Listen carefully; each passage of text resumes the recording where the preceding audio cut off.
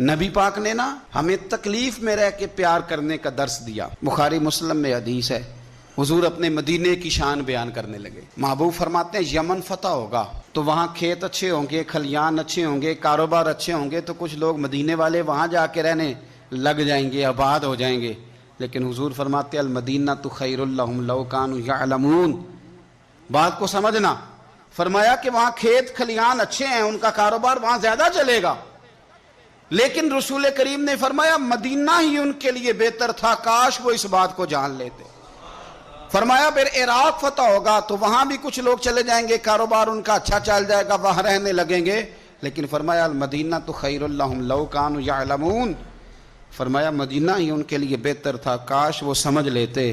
اور میرے نبی پاک علیہ السلام نے فرمایا جو مدینے میں ڈٹے رہیں گے اور مدینے کی تکلیفوں پر صبر کریں گے،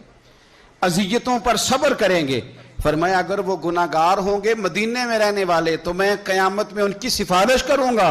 اور اگر نیکوکار ہوں گے تو میں اللہ کی بارگاہ میں ان کی نیکیوں پر گواہ بن جاؤں گا،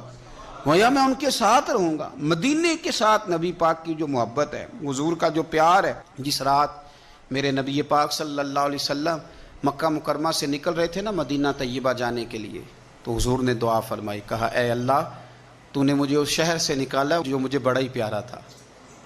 اے اللہ یہاں بڑی یادیں تھیں، بڑا پیار تھا، تو نے وہاں سے نکالا جو مجھے بڑا پیارا تھا، اے اللہ اب تو مجھے اس شہر میں داخل فرما جو تجھے بڑا پیارا ہے۔